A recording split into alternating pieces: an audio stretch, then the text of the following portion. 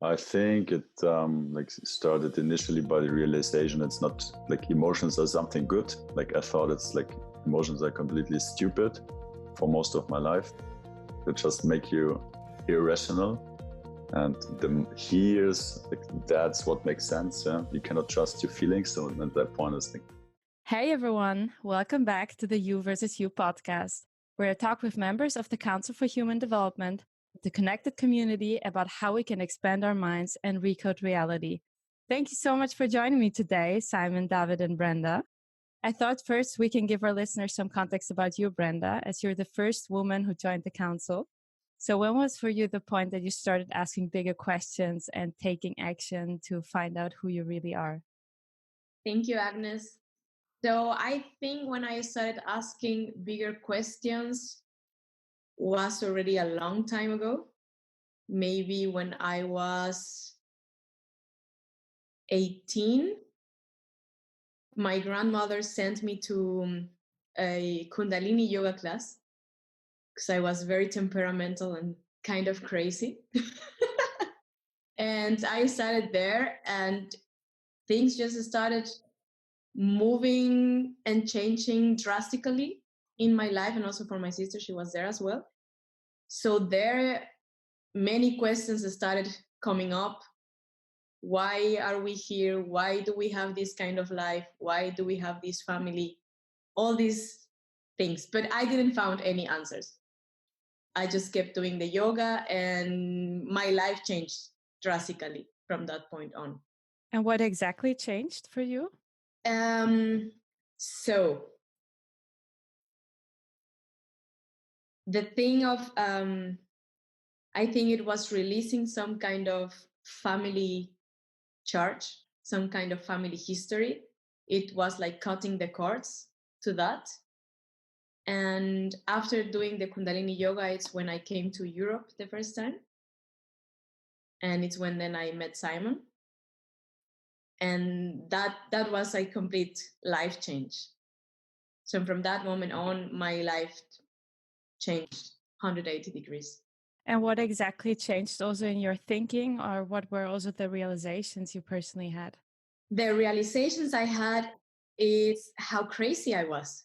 And I didn't stop being that crazy. I was still crazy, but not so temperamental as before.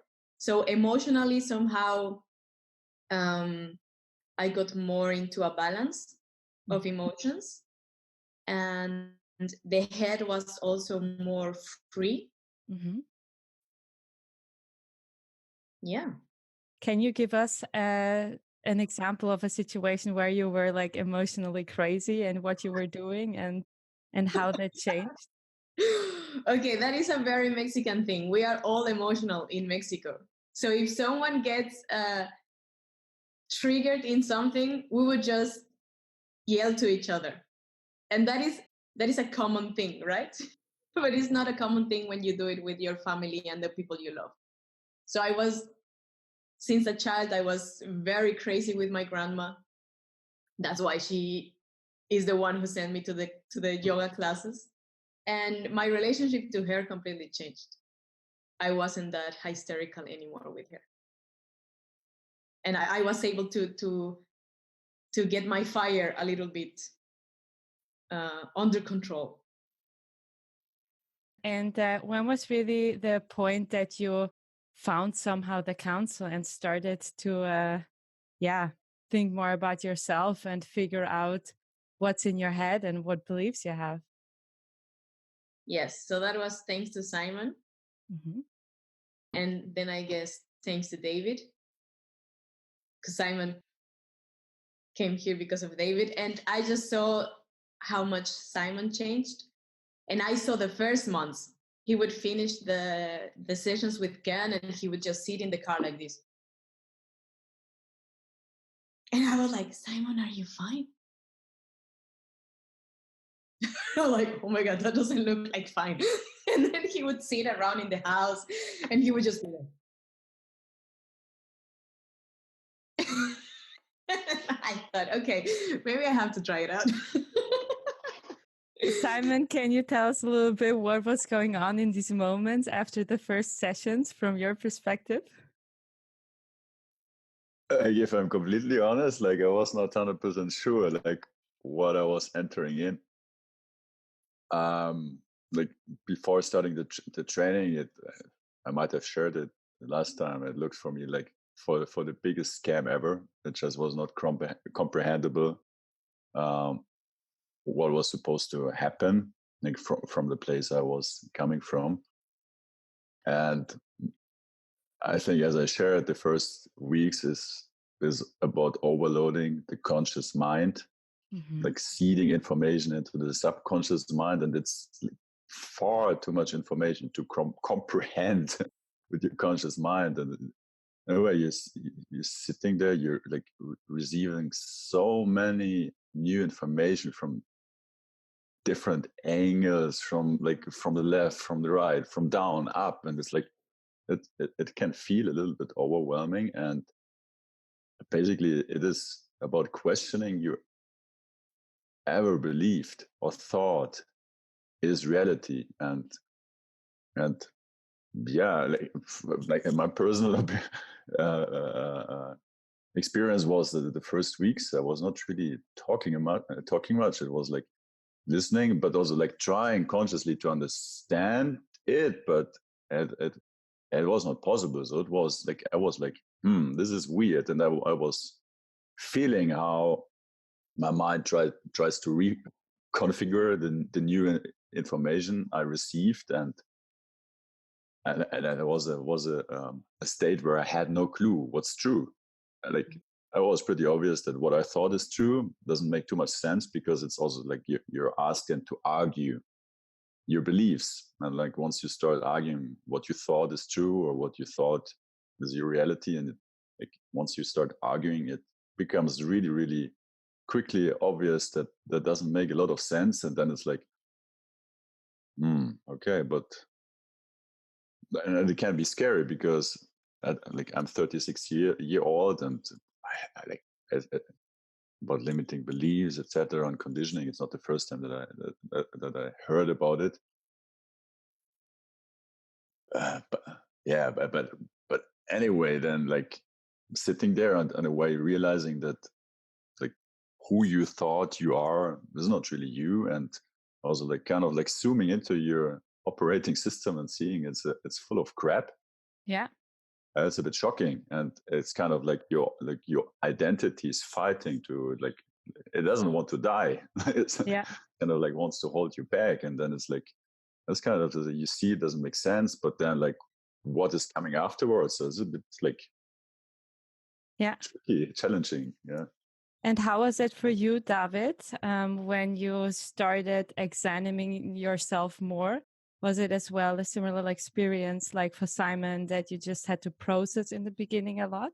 To process for sure a lot, but I think my reaction was from what I've heard and seen about Simon. It was a bit, maybe the shell, Simon, I'm not sure if you would agree with it, but maybe your shell was a bit thicker than mine, right? Maybe. Because he's also been like, imagine Simon has been with a bank for a lot longer than me. I was only conditioned into it maybe 5 years. Simon, how many years did you do with Deutsche Bank and then Julius Baer? I did 14 years of banking, and I was really skeptic, and it was like basically like 10 years I forced myself to believe my mind, like, and like I really like was conditioning my mind in a very, very like forceful way, so I would not trust anything but my mind. And now I was realizing maybe that doesn't make sense. And also when we started talking, there was nothing spiritual in it. It was very exact, like science, and we try to read all kinds of articles, very exact, but that slowly changed. But for me, it was more like it went really fast. I realized, okay, there's really a lot that I don't know, but I thought I knew. And then what I did is I wanted to speak to other people. And that's where I ran into trouble, because I was so excited about it. And I thought, okay, but I didn't know how to like approach people, in the right way. Because when Kern approached me, he knew by the way I talked.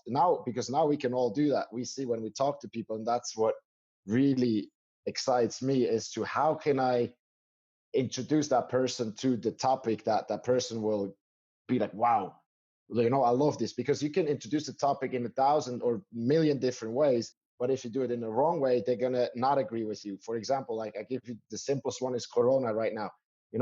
If you hit the wrong button, then that person will completely close itself, because it's always like, if you look at the people you get along with, it's the people that think alike, that have the same beliefs, that have the same values, and that attracts. And if you go with Corona out there and you hit the wrong button, that barrier goes up, and it will be very, very difficult to go around, through, or around. So that's really what excites me. And Kern, he found my trigger point with the science, and I was like, wow. And I was convinced that there's a lot that I didn't know, and that was enough to get me going. Because when I like something, there's somebody introduced me to the human design. There's like, I think 5 types about how we deal with energy, and it's based on when you're born. And for me, it's a generator. Mm-hmm. And it's, for me, it helped me to think about it, because a generator is somebody who gets triggered with energy, probably by some kind of impulse, and then starts to generate a lot more energy from it, and starts to speak to other people and start to make moves. And it's a nice way to think about it. But it's important that you understand the people, that you can have empathy. And I guess that's what we're trying to do tomorrow with this non-competitive argument that we always try to do. We don't try to argue points, but we try to slip in other people's shoes, because when you understand them, and you can assume that they're doing the best at this time with the contacts that they have and the knowledge that they have at the time. So our job then, or our, my vision, my dream, or our dream, is to inspire people, not by, not forcing them, not by pushing them. It doesn't work, but by giving the right information, being at the right moment, at the right time, and then, inspire them to decide that they want to do more. So when you started questioning everything in the beginning, you wanted to talk to other people. So what happened then exactly? Oh, don't get me started. It was tough. I mean, I writing this blog, basically when you create, at the same time, it's also, you have that destructive force, the shadow grows as well. The more creative you are, the bigger your shadow will be. So that's why you have a lot of, I read Carl Jung, and that's why you have a lot of like artists that, they went a bit mad, because they're so creative and stuff, but they didn't address their shadow. And so a good way to address the shadow when that grows is, for example, to write the blog. And, I could go through it, what I wrote there, and it's a lot about frustration, how I wanted to bring up a topic. I didn't feel understood. Then I got frustrated. I got mad. They got mad, and everybody was mad. And it was like, you don't understand me. And that created friction. And, when I quit my job, my parents were like, oh, you can't just quit your job. And it's like, yeah, I can. And, it was all, but it's an experience. And now I know so much better how to approach that situation, with more understanding, but you have to go through it. I think that's why one of the most frequently asked question I think that we get is, how do you deal with people that are, that haven't started the journey yet? And so it's an interesting one. I think everybody has to go through it. But for me, it was a lot of frustration. And until I found people, like I could speak to Simon, and then together, it's a process. You have to like let it go through, and every mistake that we make is an opportunity for growth. So that's really, and that's why the safe platform, and with the environment, I mean, we get to meet people like, I met Jakob, I met you. Look, these people, talking to you guys is interesting because you're curious, and that's really, and the people come in your life, so it will take care of itself. You just got to have a bit more, I'd say a bit more patience. That's what I was missing. I thought it's like from today to tomorrow, and but it's not. And because you mentioned that you were quite frustrated at times and you didn't really know how to handle the situation, and you just like quickly said, oh, you just don't understand me. But now your perspective changed. So can you tell us what your learnings were out of that and how you approach such a situation now? Yes. Look, so somebody explained to me, if I looked at myself, say a year ago, working for a bank, okay, and I see myself on the street, and I go there, in the morning at 8:00, I'm wearing a suit, and I go there, and I just do, really example, the Zurich train station. Some people would say this is chaos, that's going on there.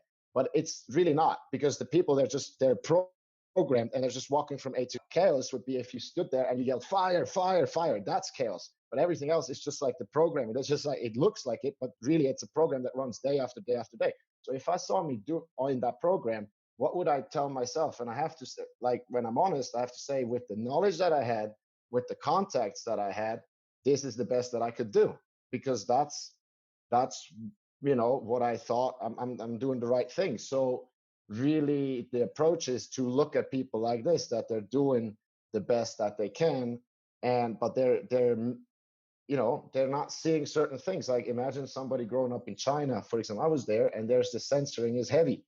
Like, you can't even watch certain adult sites and stuff. There's a lot of things you can't watch. So how do these people don't know?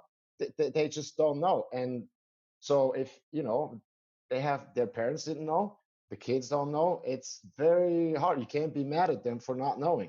So yeah, I just imagine myself, I was like that, and now I approach them with a different energy, with not like looking to fight or argue, but just to like tickle down cool ideas. And actually, the people that know us, they see the change. Brenda saw how Simon changed. I saw how Simon changed. My parents, they see how I change, how I come home and I'm full of energy and stuff. And I think that leading by example, that's the better way than pointing fingers and saying, you don't know, and it's time to wake up and stuff. Yeah. So Brenda, for you, the journey started because you saw the change in Simon and how he reacted in the beginning. So how was it for you? With what kind of mindset did you go starting this journey, seeing already the change in him? I went very excited. I started very excited, and the first session with Karen was so much fun. I loved it. He was talking about the quantum field and all these things, energy, and how all these things. And I loved it. Simon asked me, how was your first session? I'm like, it was really cool. What? Really? Like, yeah. But the second session, as of the second session, it started getting really challenging. Mm-hmm. Because then it was when he was asking more questions about my identity and all these things, what I believed, what I did not believe, all these things. And that was really, really challenging. And I think I had the same as Simon. It was looking to myself and thinking, I'm just a program. Like, what is my real self if I only live my life out of programs? It's horrible. It was really ugly for me to realize that. And thoughts or images started coming up that might have been suppressing to my subconscious, or I don't know where they were, but they just started coming up, and I was so afraid to look at them. And I think I was, for a week or something, I was just locking myself into the room, like, oh my God, what is this? What is happening? And what are all these things? And where is my real self? Like, I'm just a robot. So that was very harsh. Can you give us some of the examples of the limiting beliefs that you had, or like things that were a big part of your identity that you had to let go? I would say, So the one that came right now, it's one of my limiting beliefs was that I thought I didn't know, or I couldn't express myself. It was like, I don't have the words. I don't know how to speak to people because I didn't went to school, because I didn't have a university, because I didn't get the education. And I think all these limiting beliefs started when I first came to Europe, because life in Mexico and in Europe is very different. So in Mexico, it's normal that you didn't finish school. That's a normal thing. So you relate with people who are on school and people who are not. So it's all like a pot of many different peoples. So it's normal. Everything is normal there. And here, when I came, I would see the people in the streets just with the suits and just very focused on what they were going to, or no one smiled. And it was this thing of, oh my God, there's something wrong with me. there's something missing in me. All these people, they have the schools, they know like 5 or 7 languages. They have job, they go to study something, and then it was, there's something wrong with me, there's something missing, I don't have all these things. And now I think in the last 2 weeks I have come to realize, just looking at the people in the challenges, the videos, how they think, or it's like, oh my God, maybe there's nothing wrong with me. I just saw how conditioned these people were, and I thought that was the normal, but it is not. So now I'm thankful, and I realize there's nothing wrong with me. It's just I just didn't go through that conditioning. And yeah, that's very cool to realize that. And in general, like you said, that a lot of people here speak a lot of languages, and you need to have a lot of degrees, and that's just like the society we live in, because we're conditioned to get as much as possible, basically. So what do you think is the best way to look at this with your eyes? With my eyes, to the conditioning, you mean? Ooh, that's a good question. I would say to look at it, not to look at it with amaze, is nothing great. Yes, they might know a lot from knowledge, but it's being completely disconnected to other energies of your real self. Maybe they don't even know what there's within, and they only know what's on the outside. Mm-hmm. So I see it now, they know more of life on the outside, and I might know more of life on the inside. And yeah, I just see it as programs and as bullshit that people were told what you have to do or what you have to be. How do you see this, David? Yeah, I was in Mexico, and I feel Brenda, you correct me if I'm wrong, but the family and how, you grow up, it's like a lot of times, the baby's a lot with the mom, right? And so what, the kids, it makes a lot of sense, because when you think about kids until 6 years, they basically, no, not basically, they're only in the delta and the theta brainwaves. Delta is asleep. It's especially first 2 years. And then there's a lot of theta, which is still a slow. It's not, when we're in school, it's like beta and maybe alpha brainwaves, but that only comes at like 6 or 7.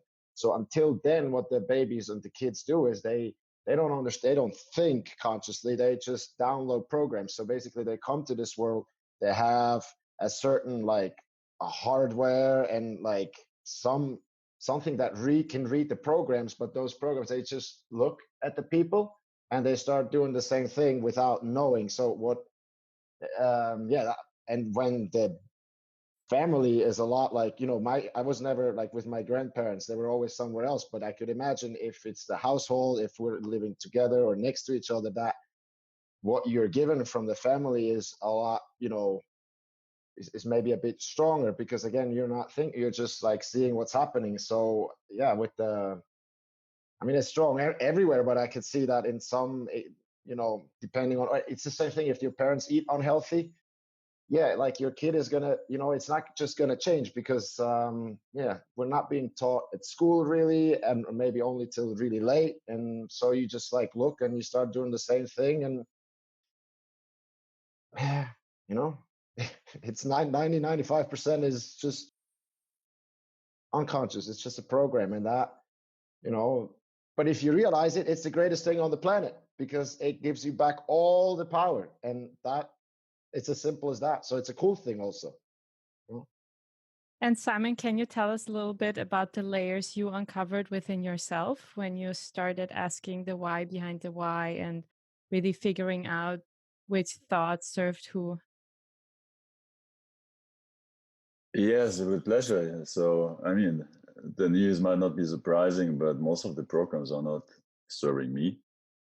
And also, like another add-on to, Brenda and I, we met 12 years ago, and she was like on that side, and I was on that side, like both cultural, but within our cultures,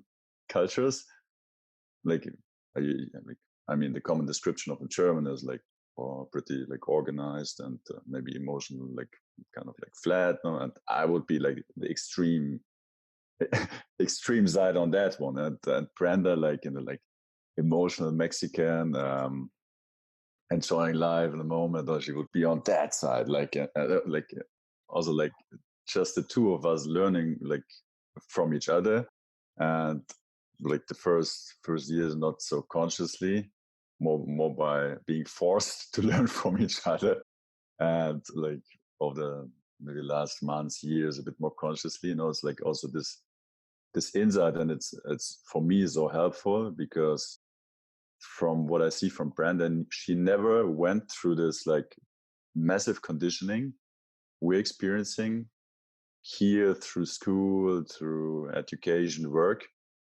And initially, it was very difficult for me to understand. It didn't make sense. And what was so different about her then?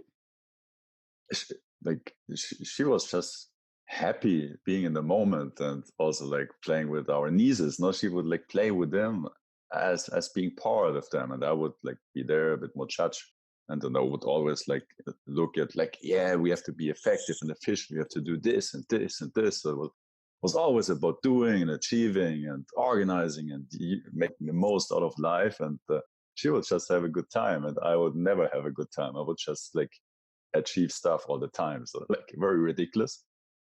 And but then on the other side, like Brenda would have these experiences, and I could see there was something, but I was not able to understand it, and she was not able to put it in words. So, and kind of like what I see her learning or changing over the last weeks and months is that she's able to communicate like what she sees and feels. And like yesterday, there was like this example with the dogs, for example. I think where she like described the situation, she could see, feel in words, and suddenly this opened a complete different perspective, something to think about, which was not accessible otherwise for me. So I see how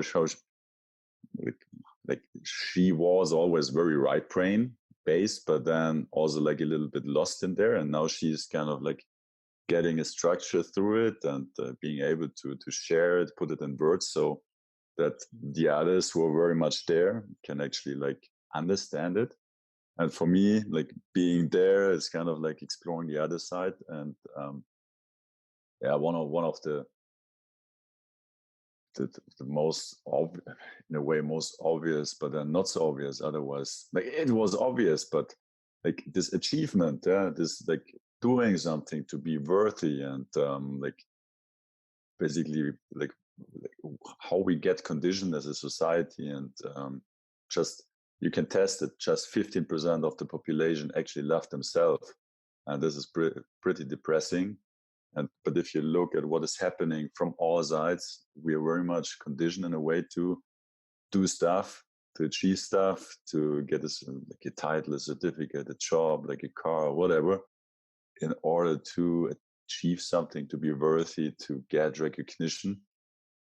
But if you think that to the end, like first of all, like you're working to get recognition from people like who don't care about you, who don't even think they're as much in the program as you are if you work that program. So it doesn't make any sense. And like very obvious, like one of the strongest programs I had was I need to do something, produce something, and use the time. Like, and there was literally like months, like I think like the year before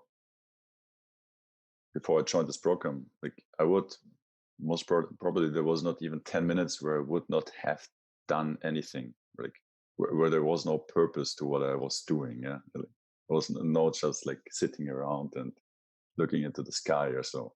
And like, why is it ridiculous? Because I was not fulfilled, and by what I just like thought, when I do this, then I will be fulfilled at some point. And like discovering these layers of programming and conditioning, and another one, like you discover that you do things not because you actually want them or you feel inspired to do them, but because you think that you need to do that to get a certain income or recognition from someone, to prove society or someone else that you can, that you have something, that you can produce something. And another funny thing, and yesterday I went to the scale. So I think since working, since being part of this, like I lost something like 10 kilos. Yeah, that's quite a lot.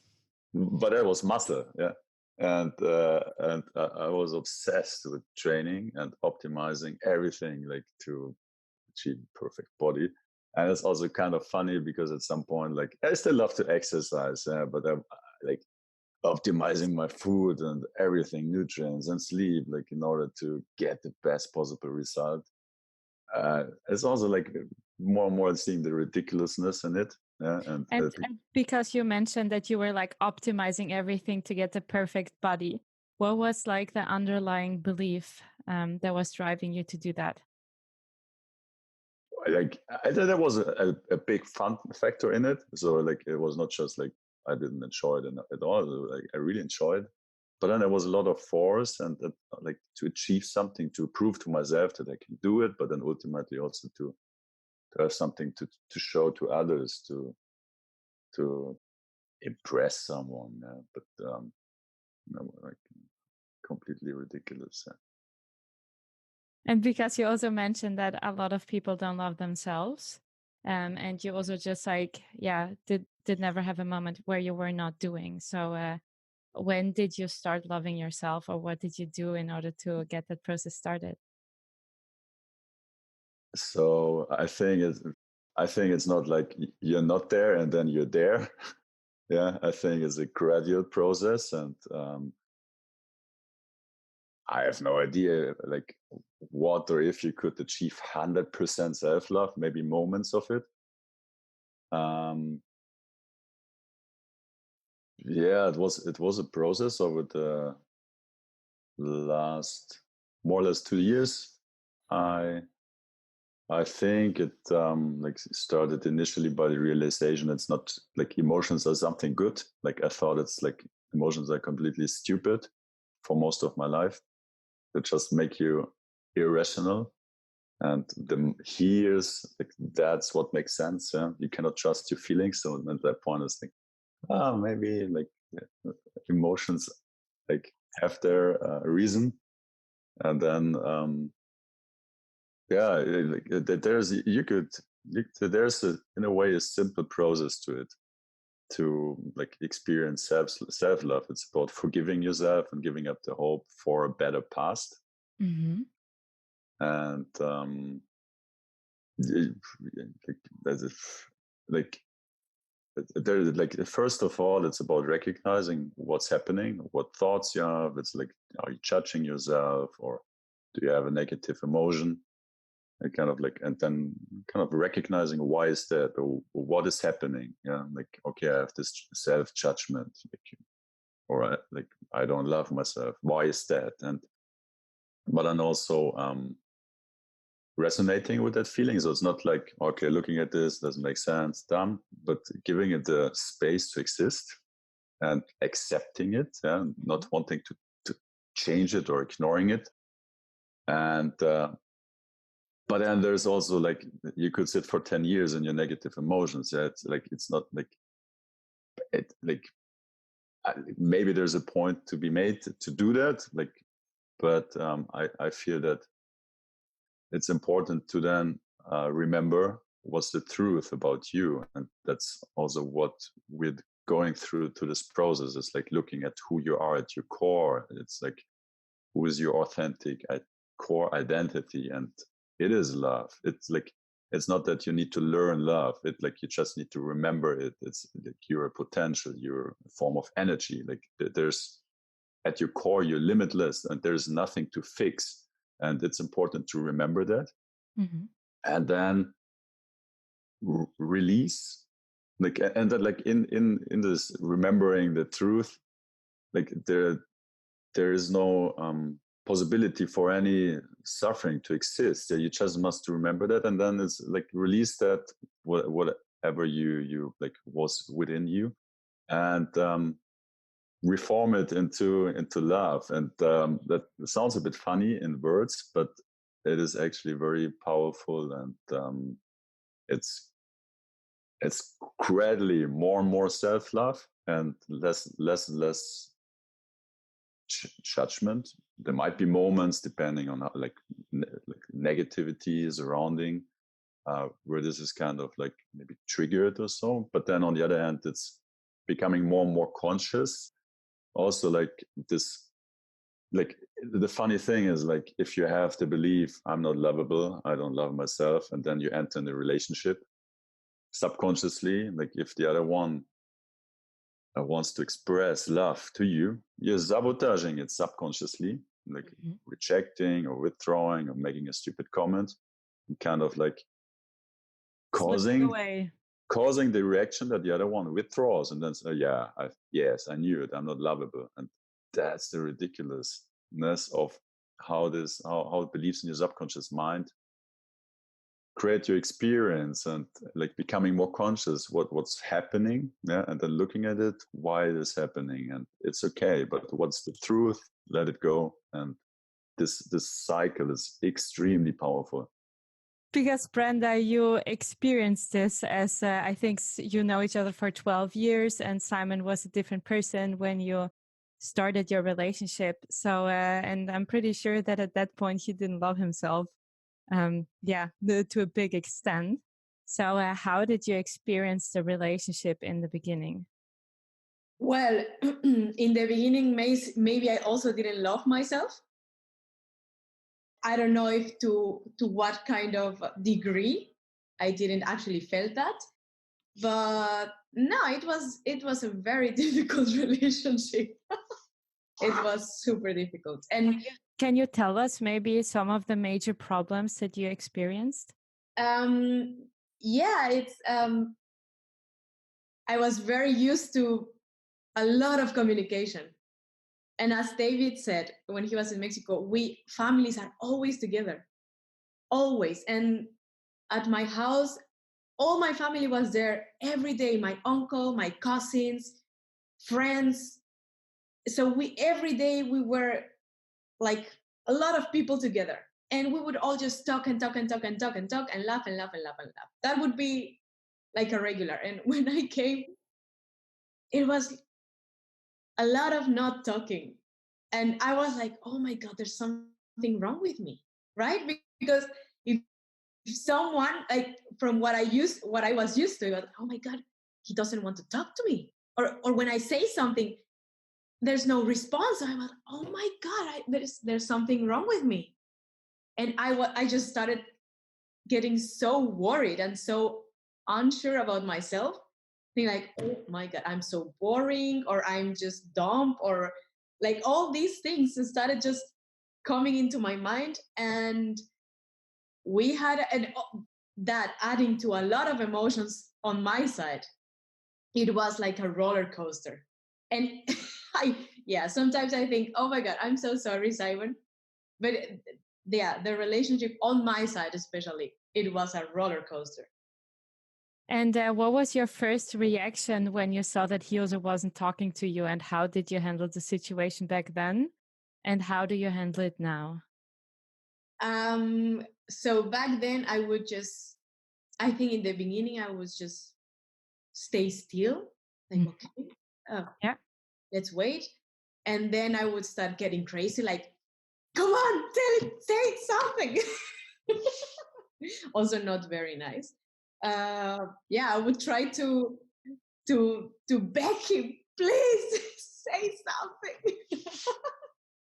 But also not very, very good on my side, right? And now it's completely different. Now I think we have found a balance on that. And how did you exactly manage to find the balance? I guess many years of getting to know to each other, understand what is his position, what is my position, understand that it has nothing to do with me or with him. It's rather like the you versus you. It's rather a personal thing. And understanding that is, sometimes the craziness comes back and it's like, please, on some other things.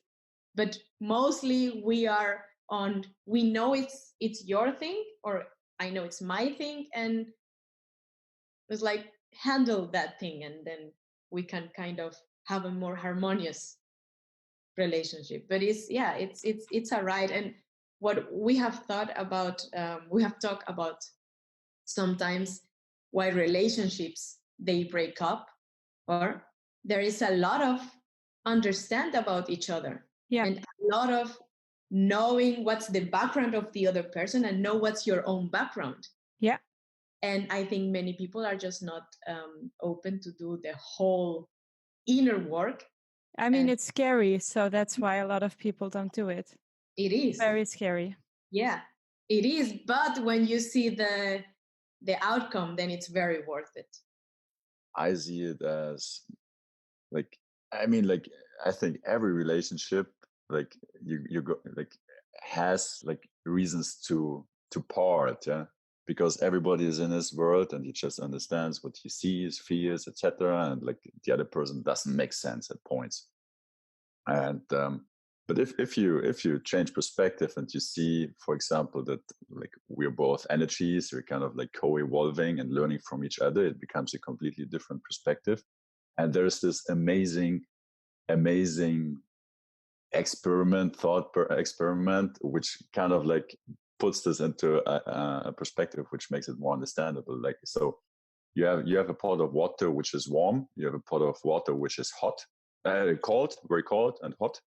So all the women, they put their hands into the cold water. All the men, they put their hands into the hot water. And then, like after 2 minutes, men and women, they put their hands into a water with medium temperature. Reality. And now what you will end up with is like the women will argue the water is hot, the man will argue the water is cold, because they have this different perception, this different reference. And this simple illustration is so powerful, because in a way we kind of like, we're seeing the same but with a different reference, and in a way it's pointless to argue about it, and this simple illustration is so powerful and fits to many things. Yeah, great example. Thank you for sharing. And David, can you tell us a little bit more about your own journey also when it comes to self-love? And you were also a very rational person, so did you also see emotions as bad, like Simon? I did not.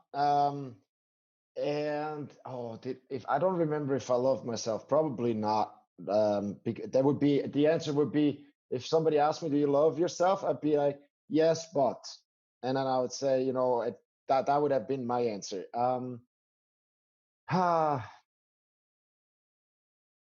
I can't tell you, but let me tell the story about like now I love myself. I can really say it, and it's a beautiful place to be in, and I hope that everybody can get there. I truly do. And because with that validation, when we're trying to validate ourselves with other people, why we got to ask a question like, why do we do that? And it's usually because we're insecure about something in us, or we don't know. And what do we do if we're insecure? We're trying to control the outcome. We're trying to find control. And what happens is, when, you're all familiar with when we're, back in the days, we're being hunted by some kind of animal, you have the famous fight, flight, or freeze response. So this is a short-term stress response that your body has, all the animals. The blood goes to the muscles, it goes to your eyes, it goes to your senses, okay? No problem. So you run away, and your body after 30 minutes goes back to normal and recovers, so you can run again. But when you're being chased into a cave, and you're in that cave and the tiger is waiting outside for you, you can argue that you're in the cave and you're going to be in there for a while, and you don't know when you can go out and get food and all that. So, and at this point, it's important to say that it doesn't matter if there's a tiger out there, or it could be a mouse. If that person in the cave is scared of a mouse, or it could be your coworker, it could be a family out there, it doesn't matter. If it's real to you in the cave, if you're scared, the body has, for a long period of time, has those stress hormones or stress responses in the body. And that, the analogy would be toxic stress at work. If 85% of people don't like their work, they're going to be like under stress for a long period of time, and it's very real to them. Or take somebody who has I used to know, like, mostly women, I have to say, they had like checklists for the day, and they were so anal about those checklists. If they would go crazy if they couldn't, do it, but it felt so good if they could cross one off. But crazy, objectively seen, not really a problem, but for them, big problem if they didn't cross the gotta get 2 liters at Coop or something, and so when you have that stress for a long period of time, what happens is you're very focused on your 5 senses, on what you can touch, what you can see, and you become very materialistic. You become more matter and less energy, because it doesn't matter if you really love somebody in the cave, because you need to get out and get food. It doesn't matter if you're spiritual, so that goes away. We become materialistic. And when you do come out of the cave, or if you sometimes come out of the cave, you will be focused. Your senses automatically are focused on what's materialistic. So by definition, you lose that spirituality. You're not like thinking about it, you're losing it. And when you think of the old physical, the Newtonian physics, how the planets move and stuff like that, that's the one side, and that's matter. And every time we're talking about 3-dimensional space, it needs time, because the atoms are somewhere else. And if I want to go there, I got to move my body there. So it takes time. But the quantum physics, it's energy, and it's all one, and it's not separate like the matter, but it's one. There is no time. So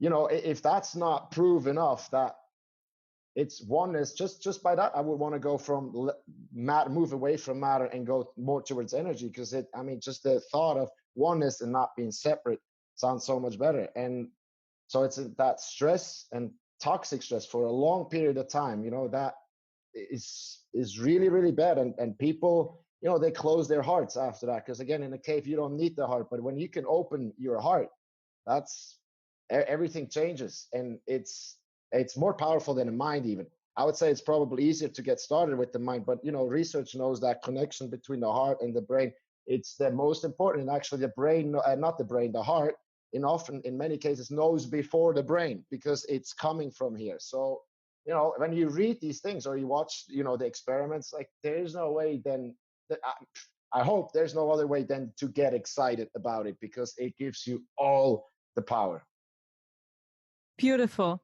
If you want to find out more, make sure to check out councilforhumandevelopment.org, and please share the podcast with your friends on Facebook, LinkedIn, Instagram, Twitter with the hashtag Council for Human Development.